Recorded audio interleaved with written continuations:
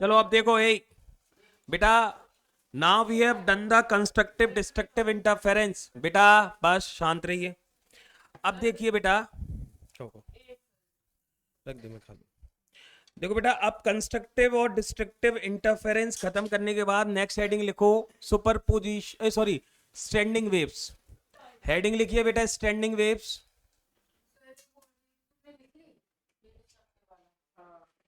I will send you the PDF. हाँ वो तो कर देंगे। हेडिंग लिखिए, स्टैंडिंग वेव या स्टेशनरी वेव। ये लास्ट टॉपिक है, लेकिन आज पूरा तो नहीं हो पाएगा क्योंकि इसमें भी 4 डेरिवेशंस आने हैं, 5 ही आ जाएंगे। कहाँ से क्वेश्चन आता है, हम सबसे पहले वहीं हिट करने की कोशिश करेंगे। Organ, closed organ pipe, open organ pipe और स्ट्रिंग, 3 डेरिवेशंस में से आता है। स्टैंडिंग वेव वहां बनती हैं। तो सबसे पहले हम आपको स्टैंडिंग वेव सिखाएंगे कैसे बनती हैं। अगर बेसिक समझ में आ गया इसका तो ये तुम्हें परेशान नहीं करेगा। ठीक है बेटा, so we are going to see that thing. तो हेडिंग लिखिए, आदत है मुझे गिरने में, गिर के उठने वाले कोई तो कहते हैं। हाँ, हेडिंग लिखिए बेटा, स्टैंडिंग वेव से स्टेशनरी वेव। स्टेशनरी वेव या स्टेशनरी वेव्स को हम कह सकते हैं क्या, स्टैंडिंग वेव्स। अच्छा, इनको स्टैंडिंग वेव क्यों कहते हैं उसका भी रीजन बताऊंगा। स्टैंडिंग वेव पढ़ने के लिए सबसे पहले आपको सुनो, स्टैंडिंग वेव अगर पढ़ना है तो आपको ये पढ़ना है, व्हाट आर बाउंडेड मीडियम। क्या पढ़ना है बेटा, बाउंडेड मीडियम क्या होते हैं। ठीक है, अब सुनो यार, ये सबसे पहले मैं आपको सिखाता हूँ ये स्टैंडिंग वेव बनती कहाँ है। बड़ा इंटरेस्टिंग है ये।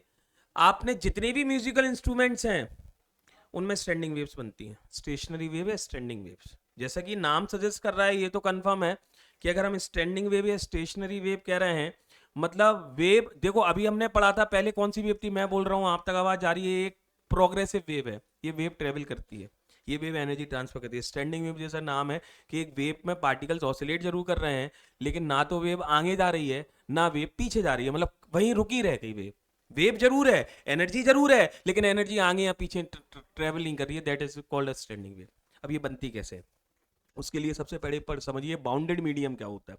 बेटा एक तबला है, तबला समझते हो, तबले की एक मेम्ब्रेन होती है। आपने फट क्या करा, बजाया उसको, तबले को किया, प्लग किया, मेम्ब्रेन है, वाइब्रेशन पैदा होगी, इंसिडेंट वेव जाएगी। लेकिन देखो जहां तक तबले की मेम्ब्रेन है वहां से रिफ्लेक्ट होके रिफ्लेक्टेड वेव वापस आएगी कि नहीं। देखो साउंड वेव भी लाइट वेव की तरह बिहेव करते हैं। जैसे इस रूम में भी मैं बोल रहा हूं, मैंने बोला और ये क्या है, ऑब्स्टिकल है, यहां से इंसिडेंट वेव रिफ्लेक्ट होके वापस आएगी, आएगी कि नहीं। तो बाउंडेड मीडियम से क्या होता है, बाउंडेड मतलब एक ऐसा मीडियम जिसकी डेफिनाइट बाउंड्री होती है, that is called a bounded medium. जैसे मैं भी बोल रहा हूं यहां और आवाज कहां तक जा रही है, अगर ये वॉल ना हो तो आवाज कितनी भी दूर तक जा सकती है, तो ये बाउंडेड मीडियम नहीं है। बाउंडेड मीडियम मतलब वो मीडियम होता है जिसकी एक फिक्स बाउंड्री होती है, उस बाउंड्री के आगे कोई चीज नहीं जा सकती। समझ गए, आया समझ में। जैसे और एग्जांपल देता हूं, गिटार और सितार देखा है, गिटार, गिटार में एक वायर होता है, प्लग करते हैं अलग अलग जगह, साउंड क्या नोट पैदा होते हैं, सारे गामा पास। नोट मतलब मैंने आपको बताया था, नोट मतलब होती है फ्रीक्वेंसी। नोट मतलब क्या होता है, फ्रीक्वेंसी। ठीक है, जब आप यहां सुन ले, जब आप उसको अलग अलग जगह पर प्लग प्लग करते हैं, जब आप उसको क्या करते हैं बेटा, जब आप उसको अलग अलग जगह पर प्लग करते हैं तो अलग अलग नोट पैदा होते हैं कि नहीं, मतलब अलग अलग फ्रीक्वेंसी पैदा होती है कि नहीं। समझ में आ रहा है, अलग अलग नोट या फ्रीक्वेंसी पैदा होती है। तो अब देखो ये जो वायर था आपने प्लग किया उसे, जैसे ही आपने प्लग किया एक इंसिडेंट वेव गई, लेकिन वो क्या है, वायर एंड हो गया ना वहां। तो इंसिडेंट वेव्स के बाद रिफ्लेक्ट होके एक क्या आएगी, वेव वापस आएगी, रिफ्लेक्टेड वेव वापस आएगी। नहीं, अभी सुख तो जाओ, पहले समझो तो फिर से मीडियम कैसा है, बाउंडेड है, हाँ या ना। तो what is bounded medium, a medium having definite boundary, मतलब उधर से आगे वेव ट्रेवल नहीं कर सकती। ऐसे मीडियम जिनकी डेफिनाइट बाउंड्री होती है, समझ गए, they are called bounded medium. Clear है। जैसे मैंने क्या बताया आपको, एग्जाम्पल बोलो, मेम्ब्रेन ऑफ तबला, हाँ, तबला की जो मेम्ब्रेन है बाउंडेड मीडियम है। Guitar, string of guitar, sitar,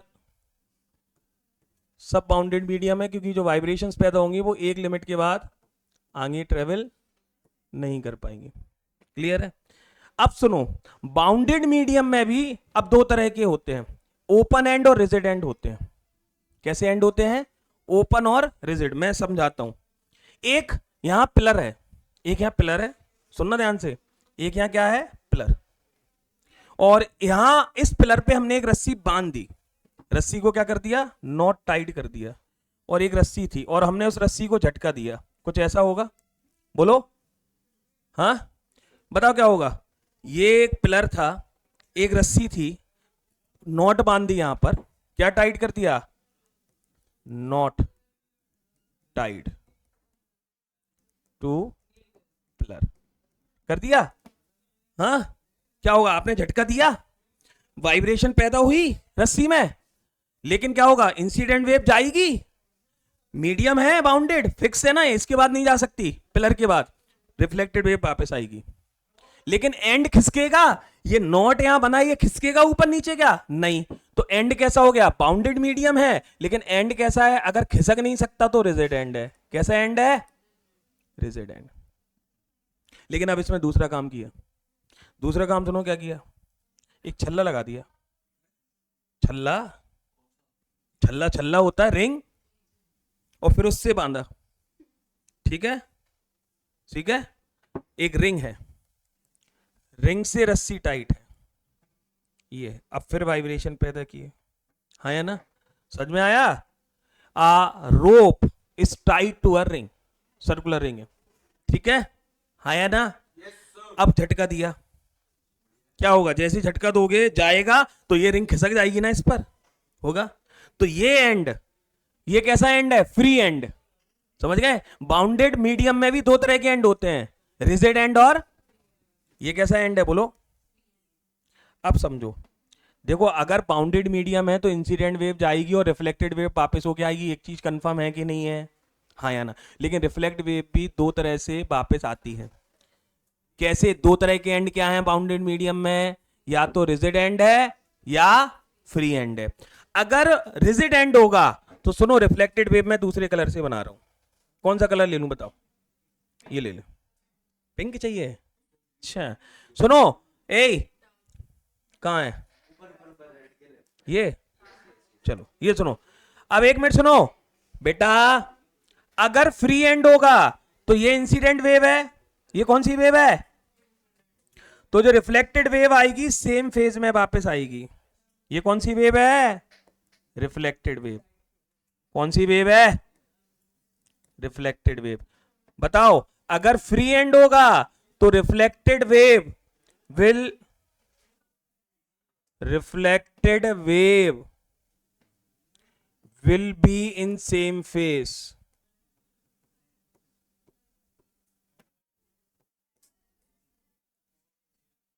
as incident। Incident और रिफ्लेक्टेड वेव का सेम फेज होगा। देख लो, जैसी आई थी वैसी ही क्या चली गई? वापस। लेकिन अगर रिजिड एंड होगा तो सुनो, रिफ्लेक्टेड वेव कैसी जाएगी? अपोजिट फेस में जाएगी। कुछ ऐसा, ये नीचे आ रही थी तो वापस आते समय सुनना ये ऊपर, कुछ ऐसा होगा। अपोजिट फेस हो गया। ये कौन सी वेव है? बोलो। रिफ्लेक्टेड। ये कौन सी है? इंसिडेंट आई और रिफ्लेक्टेड वापस गई। तो रिफ्लेक्टेड देख सकते हो तुम, नीचे वाला पार्ट आया तो वापस कौन सा पार्ट जा रहा है? ऊपर वाला। मतलब आप क्या कहोगे? रिजिड एंड से जब होता है तो क्या होता है? बोलो। Reflected wave, reflected wave will be in opposite face. Opposite face में है कि नहीं है? अपोजिट फेस मतलब समझ गए? To date of incident. ठीक है, इतना लिखना, लिखो।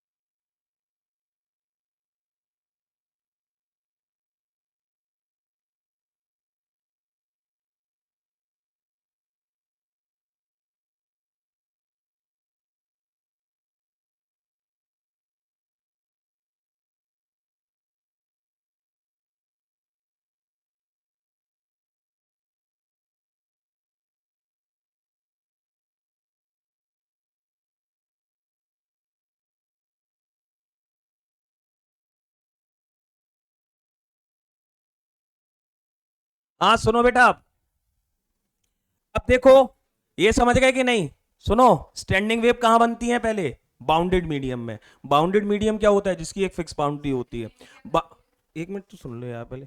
बाउंडेड मीडियम में क्या होगा? इंसिडेंट वेव जाएगी, जैसी बाउंड्री आएगी रिफ्लेक्टेड वेव वापस आएगी। लेकिन बाउंडेड मीडियम की बाउंड्री कैसी होती है? दो तरह की, रिजिड एंड होता है बाउंड्री का, या ओपन एंड होता है। ओपन मतलब क्या होगा? जो खिसक सके, और जो रिजिड एंड है वो नहीं खिसक सके। अगर ना खिसकने वाला एंड होता है तो समोसा होता है, और खिसकने वाला एंड होता है तो चिप्स होती है बेटा।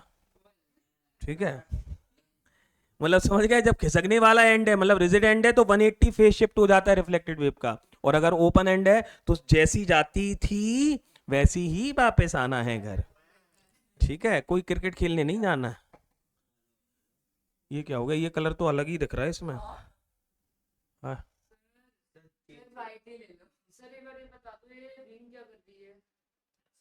रिंग क्या कर रही है? अरे बेटा ये ओपन एंड हो गया ना, खिसक जाएगी ना वहां जब ऐसे झटका दोगे। रिंग रिंग के थ्रू बना है, ये जो रॉड थी और ये रिंग के थ्रू अटैच है ना रस्सी, इसीलिए तो बता रहे हैं। तो फ्री एंड हुआ, जब तो फ्री एंड हुआ कि वो खिसक सकता है ना। ठीक है, क्लियर है?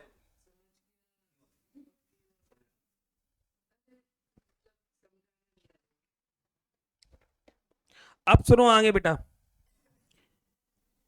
इंसिडेंट और थोड़ा सा ये कलर गंदा है, ये नहीं लेंगे अब। हाँ,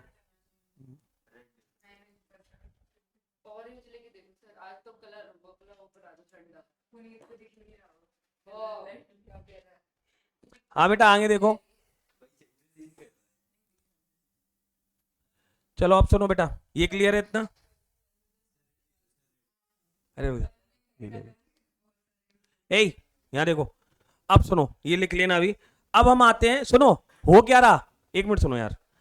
तबला है, दबाया, बजाया उसे, इंसिडेंट वेव गई, रिफ्लेक्टेड वेव वापस आई। क्या होगा सुनना, इंसिडेंट वेव जा रही हैं, रिफ्लेक्टेड वेव वापस आ रही है, तो एक इंसिडेंट वेव थोड़ी ना जाएगी, बहुत सारी इंसिडेंट वेव जाएंगी, एक गई दूसरी गई और रिफ्लेक्टेड वेव भी वापस आती जा रही। तो दो वेव क्या हो रही बताओ? अपोजिट डायरेक्शन वाली। अब दो इंटरफेरेंस में देखो, इंटरफेरेंस तो किसी भी दो वेव का हो सकता है बेटा हर्ष। देखो इंसिडेंट दो कोई सी भी इंसिडेंट वेव का हो सकता है कि नहीं? हाँ, सेम डायरेक्शन में जा रही हो चाहे अपोजिट डायरेक्शन में जा रही हो। तो एक इंसिडेंट वेव जा रही है, बाउंडेड मीडियम से रिफ्लेक्टेड वेव वापस आ रही है, तो दो वेव आपस में जाके बार बार मिलेंगी। इंसिडेंट वेव जा रही है, रिफ्लेक्टेड, तो इंटरफेरेंस फिर से होगा, रिजल्टेंट। तो अब जब दो वेव्स का इंटरफेरेंस होगा तो रिजल्टेंट वेव बनेगी। लेकिन आपको एक चीज याद रखनी है, अगर दो वेव सेम डायरेक्शन में जा रही हैं और फिर इंटरफेरेंस हो रहा है तो रिजल्टेंट वेव प्रोग्रेसिव वेव रहती है, जो हमने करा था अभी। लेकिन अगर दो अपोजिट डायरेक्शन की इंसिडेंट और रिफ्लेक्टेड वेव अपोजिट डायरेक्शन में आ रही हैं और फिर मिल रही हैं, तो याद रखना जो वेव पैदा होगी वो स्टैंडिंग वेव होती है। इसको स्टैंडिंग वेव इसलिए कहते हैं क्योंकि जब अपोजिट डायरेक्शन की दो वेव आके इंटरफेरेंस करती हैं तो अल्टीमेटली एक नई जो वेव बनती है उसमें ऐसा लगता है कि पार्टिकल ऑसिलेट जरूर कर रहा है बहुत सारे, एक वेव बन रही है, लेकिन ऐसा दिखता है कि ना तो वेव आगे जा रही है ना वेव पीछे जा रही है। That's why it is called a standing wave. हाँ, मतलब एनर्जी ट्रांसफर नहीं होती है, सिर्फ नोट्स पैदा होते हैं सारे गामा पा। तो जितने भी म्यूजिकल इंस्ट्रूमेंट हैं सब में क्या बनती है? स्टैंडिंग वेव बनती है। नहीं, रिजिड भी हो सकता है, ओपन भी हो सकता है, वो ही बताऊंगा मैं। ठीक है, अब सुनो, तो अब हम आते हैं next, what is standing wave? Standing wave है तो एक हम स्टैंडिंग वेव की जनरल इक्वेशन कर लेते हैं, इक्वेशन ऑफ स्टैंडिंग वेव। ठीक है, क्या करना है बेटा? वी विल सी, जल्दी देखो ये खत्म करना है standing wave. Equation of standing का हो या स्टेशनरी को? क्या बेटा? गंदे कलर है ये। हाँ। अब अरे चल, तू लाल कपड़े पहन के ही हो कल, फिर रेड कलर करेंगे पूरे लाल। अब यहां सुनो, यहां देखो बेटा, यहां सुन लो। अच्छा, हवा असर कम हो गया लगता है, असर हो गया तो उतर उतर उतर जाता है 2 घंटे में। चलो नहीं, लेकिन तुम लोग ठीक, एक चीज अच्छी है बेटा कि अब तुम लोगों को उस दिन समझाया था तो थोड़ा सिंसियरिटी दिखा रहे हो, ऐसी बस पढ़ाई में और बस कन्वर्ट हो जाए तो मजा आ गया। सिर्फ 7-8-10 दिन लगते हैं। अगर आप एक मिनट सुनो, मैं सबके लिए ये बात कह रहा हूँ, बेटा कोई शुरू से नहीं पढ़ता 11th, मैं तो इतने साल से पढ़ा रहा हूँ। हर साल यही दिक्कत आती है फिजिक्स में जो तुम्हें आ रही है कि लास्ट तक आते आते इतनी चीजें इकट्ठी हो जाती हैं कि ये लगता है यार क्या होगा कैसे होगा। I can assure you. लेकिन ये 10-12 दिन जो कर गया, रोज 2-3 घंटे बस पढ़ा, रिवीजन क्लास कर ली, जब बुलाया जब आ गए, ऑनलाइन किया चाहे ऑफलाइन किया, जब बुलाया एक्स्ट्रा आ गए, हमारे साथ सारे डेरिवेशन रिवाइज कर लिए, 10-10 न्यूमेरिकल्स कर लिए, पेपर अच्छा चला जाता है। बस लास्ट ही चल रहा है, ऐसी कहा जाता है। अब सुनो बेटा, एक स्टैंडिंग वेव बनाते हैं। अब सुनो, स्टैंडिंग वेव बेटा सुनो, यहां हम स्टैंडिंग वेव बना रहे हैं from open and. Closed end से भी बन सकती है, देखो बाउंडेड मीडियम है तो दो तरह के एंड हो सकते हैं, रिजिड एंड और ओपन एंड। तो हम स्टैंडिंग वेव बना रहे हैं ओपन एंड से। किससे बना रहे हैं? Open and. सुनो एक मिनट सुनो, ये इंसिडेंट वेव जा रही है, ये कौन सी वेव जा रही है? सुनो यार, ये इंसिडेंट वेव गई, ये बाउंड्री है खत्म, और रिफ्लेक्टेड वेव वापस आएगी। आएगी कि नहीं आएगी? जो जाएगा वो आएगा बेटा, और जो नहीं जाएगा वो नहीं आएगा। और बहुत बार ना गया फिर भी वापस आ गया, ठीक है? हाँ, वो तो घर वाले बेचते हैं। हाँ सुनो बेटा, इंसिडेंट वेव की इक्वेशन लिखें। कौन सी वेव आएगी? इंसिडेंट वेव एक plane progressive simple harmonic wave है। पूरी इक्वेशन लिखेंगे, अब काट पीट के नहीं लिखेंगे। तो चलो, इंसिडेंट वेव कैसी जा रही है? प्लस एक्स डायरेक्शन में जा रही है। तो what will be the equation of incident wave? y1 equals to a sine omega t minus k x. याद है बेटा? मुझे एक चीज बताओ, ये रिफ्लेक्टेड वेव किससे पैदा हो रही है? अलग से थोड़ी ना जा रही है कोई, वही जो इंसिडेंट वेव है वही तो रिफ्लेक्ट हो रही है। तो वेव सेम वेव है तो ओमेगा और के तो सेम रहेंगे, हाँ या ना? ओमेगा और के तो सेम रहेंगे क्योंकि फ्रीक्वेंसी किससे चेंज होती है? सोर्स से। सोर्स तो सेम है। के वेव नंबर किससे चेंज होता है? सोर्स से। ए किससे चेंज होता है? सोर्स से। तो सोर्स तो सेम है। इंसिडेंट वेव नहीं तो पैदा किया, ये पापा है, ये बेटा है या बेटी है, जो भी है। तो बेटा पापा से ही बेटा है तो हर चीज सेम होगी ना बायोलॉजिकली, हाँ? तो वही है। तो रिफ्लेक्टेड वेव की जब आप इक्वेशन लिखोगे, लेकिन सुनो एक अंतर आ जाएगा, इंसिडेंट वेव ऐसी जा रही थी तो क्या लिखा? Omega t minus k x, और रिफ्लेक्टेड ऐसी आ रही है तो बताओ इस डायरेक्शन में जब जाती है तो omega t minus k x लिखते हैं plus k x? Plus k x, plus k x ना। तो हाँ, माइनस एक्स डायरेक्शन में जा रही है तो प्लस होगा ना। तो रिफ्लेक्टेड वेव की इक्वेशन बोलो क्या होगी? ए साइन ओमेगा टी। लेकिन एक चीज और सुन लो, एंड कैसा है? एंड बोलो कैसा है? ओपन एंड है। एक मिनट सुनो, जो ट्रिक बता रहा हूं वो ध्यान रखना। अगर ओपन एंड है तो प्लस रहेगा, अगर रिजिड एंड है तो 180 फेज शिफ्ट होगा। 180 फेज शिफ्ट मतलब होता है यहां माइनस आ जाएगा। रिफ्लेक्टेड वेव में माइनस कब आता है? सुन लो, अगर कैसा एंड है? ओपन, तो प्लस ही रहेगा। यहां पे बाहर कह रहा हूं, और अगर कैसा एंड है तो क्या आ जाएगा? माइनस। यहां कैसा एंड है तो रिफ्लेक्टेड वेव में क्या रहेगा? प्लस। इंसिडेंट वेव और रिफ्लेक्टेड वेव की इक्वेशन मिल गई, दोनों वेव चल रही हैं, मिलेंगी, क्या बनेगी? स्टैंडिंग वेव, मतलब इंटरफेरेंस ऑफ वेव होगा, सुपरपोजिशन ऑफ वेव होगा। रिजल्टेंट वेव की इक्वेशन निकालनी है और फिर ये प्रूव करना है कि रिजल्टेंट वेव कौन सी वेव है? स्टैंडिंग वेव है। चलो तो क्या करेंगे नेक्स्ट? ड्यू टू सुपरपोजिशन, ये इक्वेशन 1 मान ले, ये इक्वेशन 2 मान। क्या बेटा? नहीं, इंसिडेंट वेव में नहीं होता कभी, रिफ्लेक्टेड वेव में देखना पड़ता है कि प्लस होगा कि माइनस। एंड कैसा है वो डिसाइड करेगा सिर्फ रिफ्लेक्टेड वेव का। और ये अंदर वाले प्लस माइनस तो तुम्हें पता ही है, अगर वेव ऐसी जा रही है तो माइनस, और वेव वापस आ रही है तो प्लस। ठीक है, समझ में आ रहा है बेसिक? चलो, due to superposition of wave, दो वेव को आपने क्या किया? सुपरपोजिशन हुआ, हाँ या ना? वेव के सुपरपोजिशन के कारण क्या हुआ? रिजल्टेंट वेव बनेगी, बनेगी। तो बताओ y रिजल्टेंट वेव क्या होगी? y1 plus y2। What is y1 बेटा? What is y1? By one get one omega t minus k x. What is y2? a sine omega t plus के।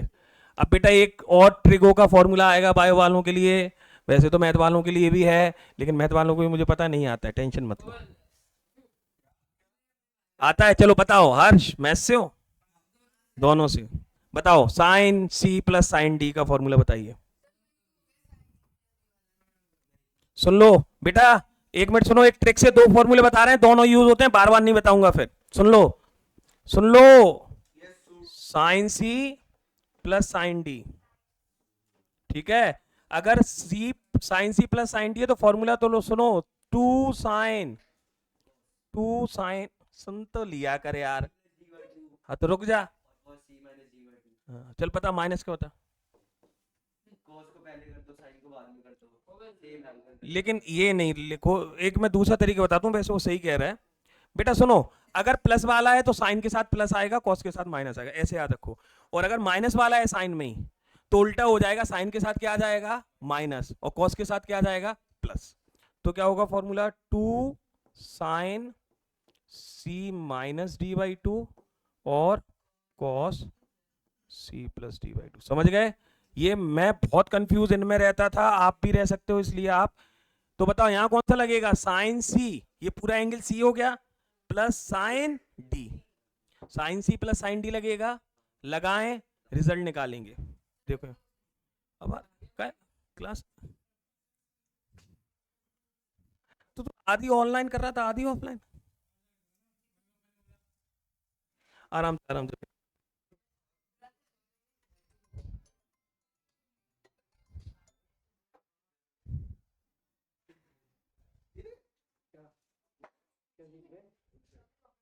बेटा ये ब्लू कलर वाला नहीं दिख रहा, फिर वो ठीक है, बाद में कर लेंगे। एक मिनट रुको।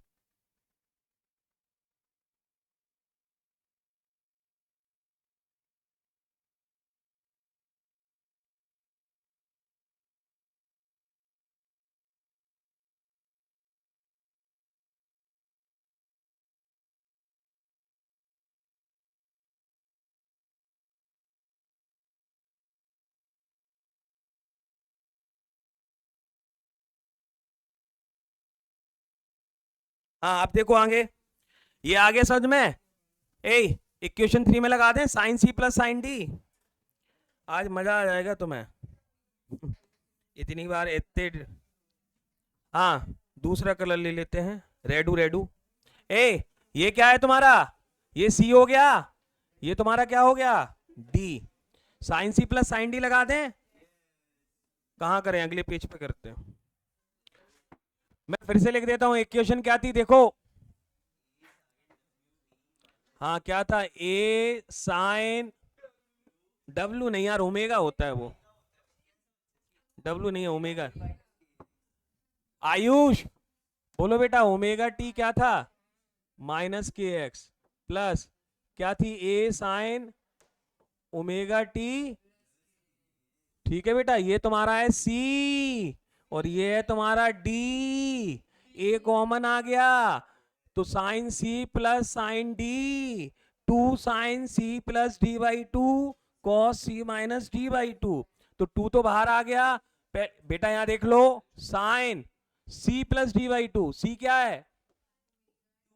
Omega t minus k x plus D, omega t plus k x upon to.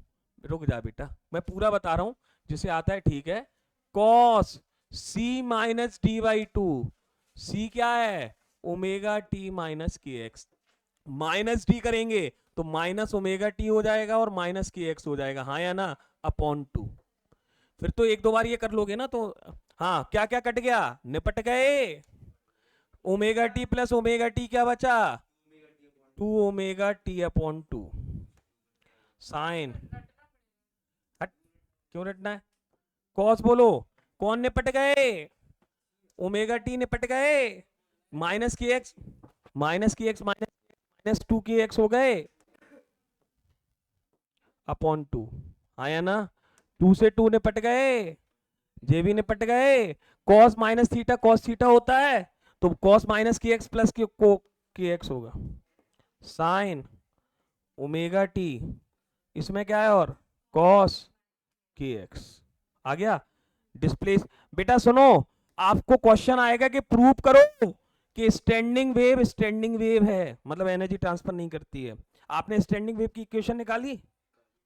अगर कभी भी omega t plus k x या omega t minus k x form में इक्वेशन आती है तो प्रोग्रेसिव वेव होती है। लेकिन अगर omega t plus k x या omega t minus k x के फॉर्म में इक्वेशन नहीं आ रही है डिस्प्लेसमेंट की, मतलब वो स्टैंडिंग वेव है। बताओ, omega t plus k x है? नहीं। Omega t plus k x है माइनस के एक्स है? नहीं। सिंस आप क्या लिखोगे? सिंस आर्ग्यूमेंट, आर्ग्यूमेंट मतलब एंगल होता है। सिंस आर्ग्यूमेंट ऑफ साइन और cos are not in form of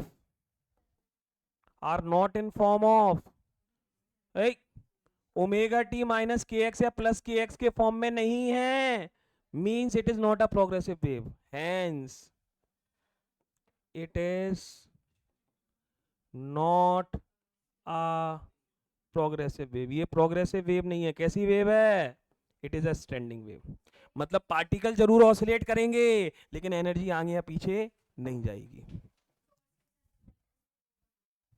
बेटा cos minus theta cos theta होता है, sine minus theta minus sine theta होता है, ओके। और टेन माइनस थीटा